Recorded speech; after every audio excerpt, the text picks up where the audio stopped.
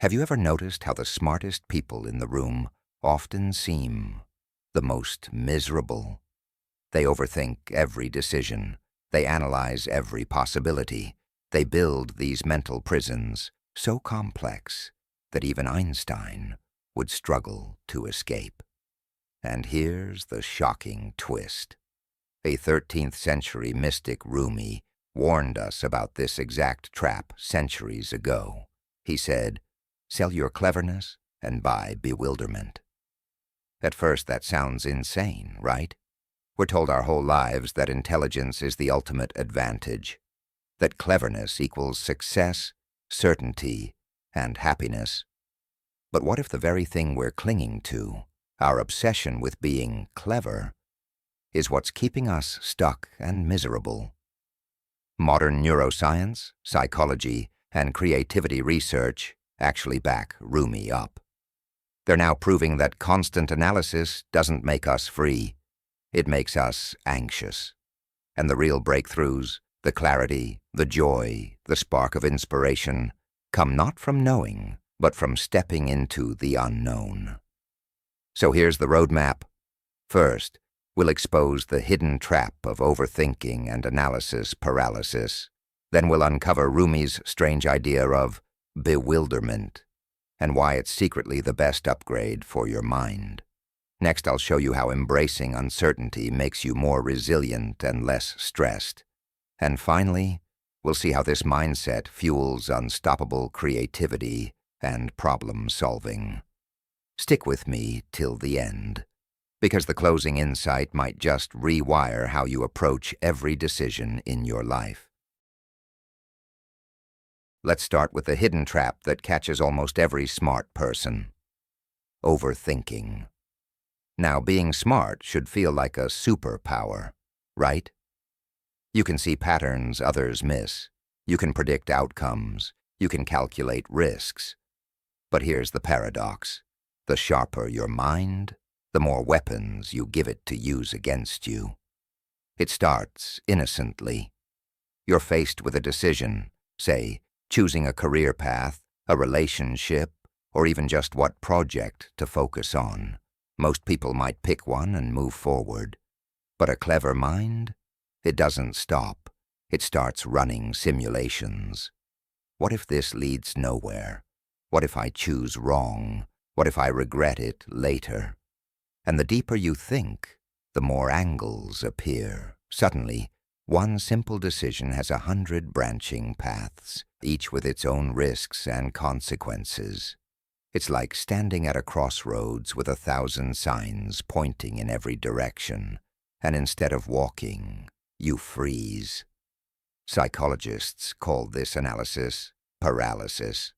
Studies out of Columbia University found that when people were given too many choices, like 24 different types of jam to buy at a grocery store, they actually felt less satisfied and more anxious than when they only had 6 options.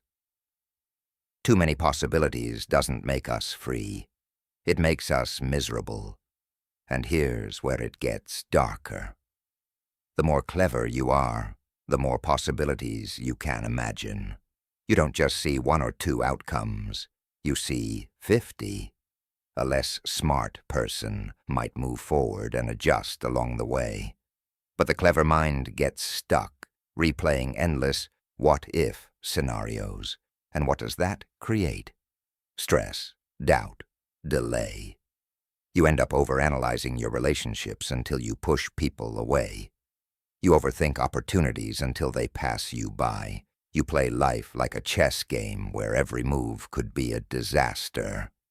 So you end up not moving at all.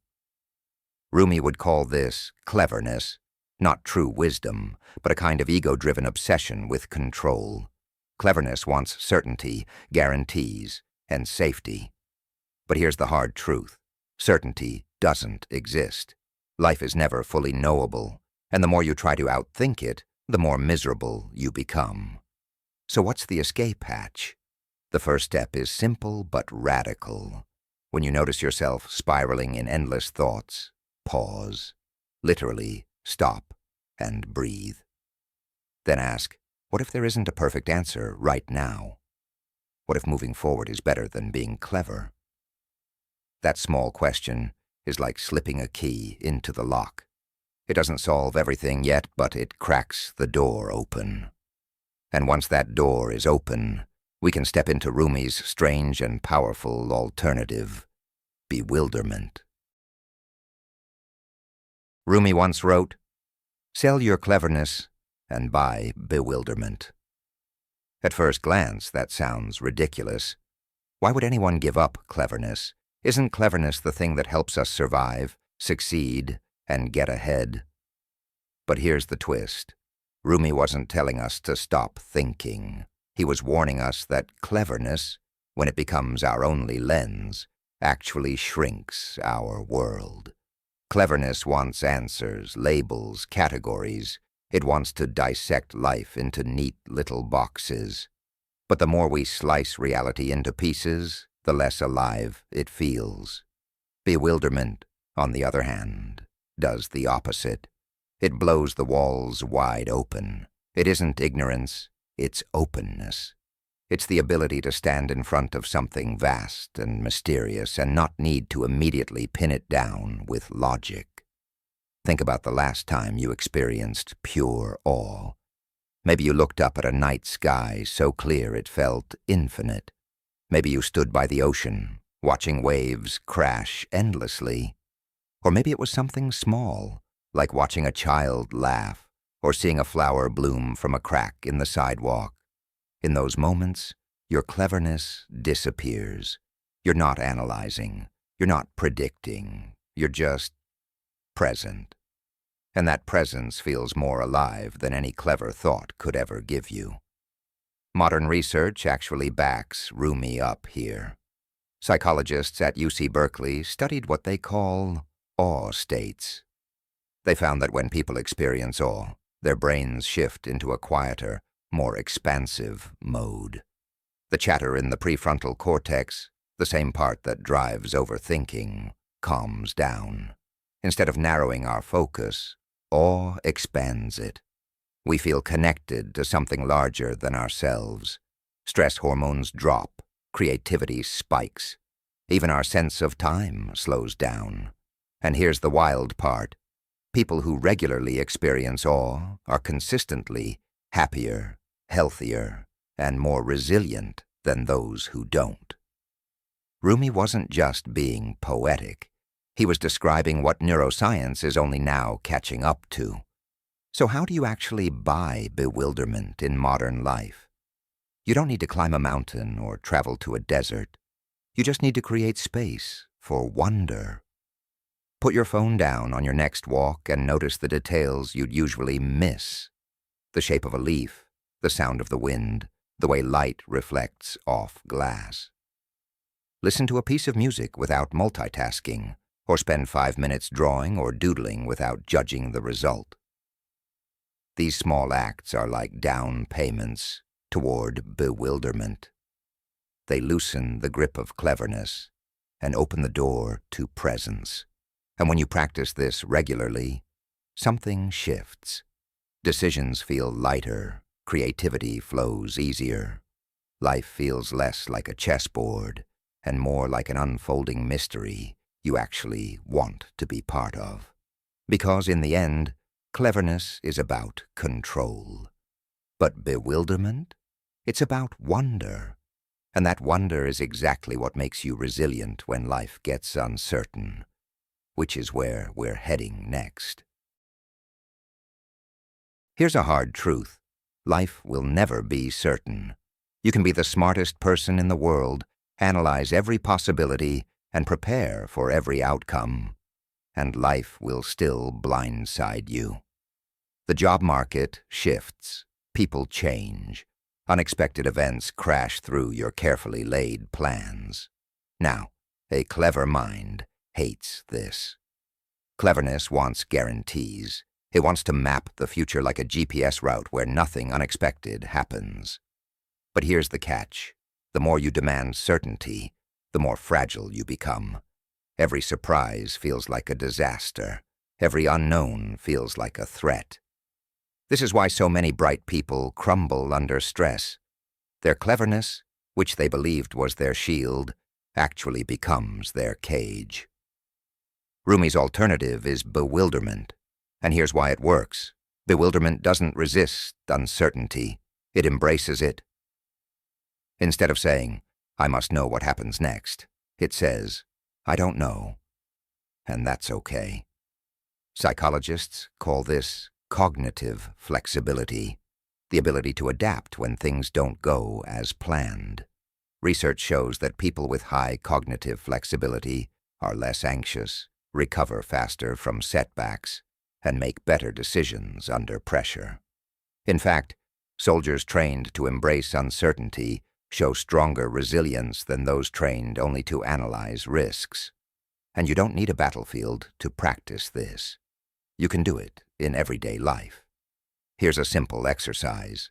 The next time you're in a stressful moment, waiting for test results, uncertain about a career move, nervous before a conversation, say out loud, "I don't know what will happen, and I don't need to know yet."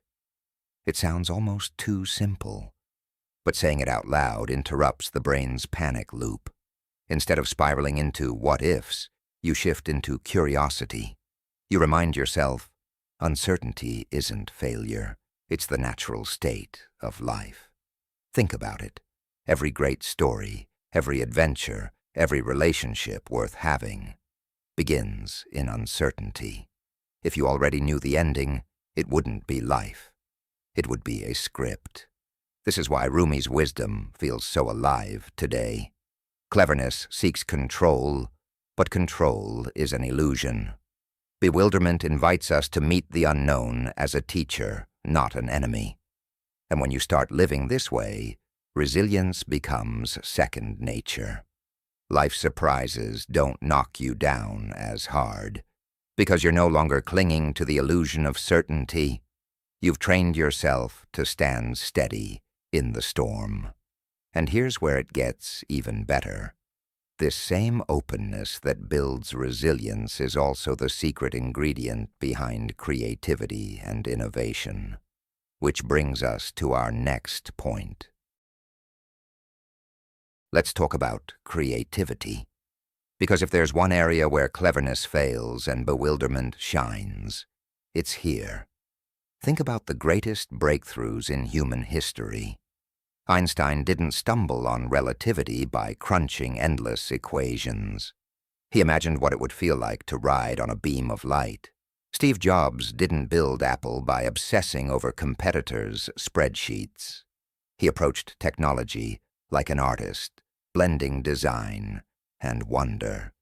Even groundbreaking scientific discoveries often come not from relentless logic, but from moments of playful curiosity. What researchers call divergent thinking. Cleverness is useful for solving problems we already understand. It's like using a calculator, precise, reliable, but limited. Bewilderment, on the other hand, is what allows you to explore problems no one has solved yet. It opens the door to innovation. And here's the science. Studies show that people who can tolerate ambiguity, people comfortable with not having an immediate answer, consistently generate more original ideas. Their brains literally create wider neural connections, linking concepts in fresh ways. In fact, neuroscientists at Northwestern University found that creative people show higher brain connectivity between areas that usually don't talk to each other. Translation? Their minds wander into bewilderment, and that wandering births genius. But how do you practice this? It starts with giving yourself permission to not know. Instead of demanding instant solutions, you create what psychologists call incubation periods. Here's a simple method. Write down a big question you're wrestling with. Maybe it's, what should my next career step be? Or, how do I solve this business problem? Then, resist the urge to answer. Step away, go cook, walk, or play guitar. When you return, you'll often find the answer waiting, because your subconscious has been connecting dots behind the scenes. This isn't laziness, it's how the brain works. History is filled with examples. Archimedes discovered displacement while relaxing in a bath. Paul McCartney dreamt the melody to Yesterday in his sleep. These weren't moments of clever calculation. They were moments of bewilderment. So if you want to unlock creativity, stop forcing cleverness by bewilderment. Give your mind the freedom to wander, to be curious, to not know. Because here's the truth. Cleverness builds walls. Bewilderment opens doors. And sometimes one open door is all it takes to change your entire life. And now, with all four pieces in place, escaping overthinking, embracing wonder, finding resilience, and unlocking creativity, let's bring it all home with one final fortune cookie ending that ties Rumi's wisdom to your everyday life. So let's step back and look at the journey we just took. We started with the trap, the hidden misery of cleverness, the overthinking, the analysis paralysis, the endless need to have the perfect answer. That's the invisible cage that keeps so many smart people stuck. Then we cracked open Rumi's strange invitation: sell your cleverness and buy bewilderment. At first it felt upside down, but when we leaned into it, we discovered something powerful. Bewilderment isn't confusion, it's freedom. It's the kind of wonder that silences the noise in your head and makes space for clarity to rise on its own. We saw how bewilderment doesn't just feel good. It makes you stronger. It gives you resilience when life throws curveballs. It keeps you curious instead of fearful. And maybe most importantly, it sparks creativity, allowing new ideas and solutions to flow when cleverness would have kept you locked in circles. And that brings us to the fortune cookie moment. The smartest people in the world often stay miserable because they can't stop clinging to cleverness. The happiest people, the most creative people, the ones who move forward with lightness, they're the ones willing to sell certainty and buy a little wonder. So here's my challenge to you. This week, catch yourself when you're spiraling in overthinking. Stop, breathe, and instead of demanding an answer, trade it for awe. Look for one thing that leaves you speechless, even for a second. That is your doorway into Rumi's wisdom, because cleverness might win debates. But bewilderment, it wins joy, it wins creativity, it wins life.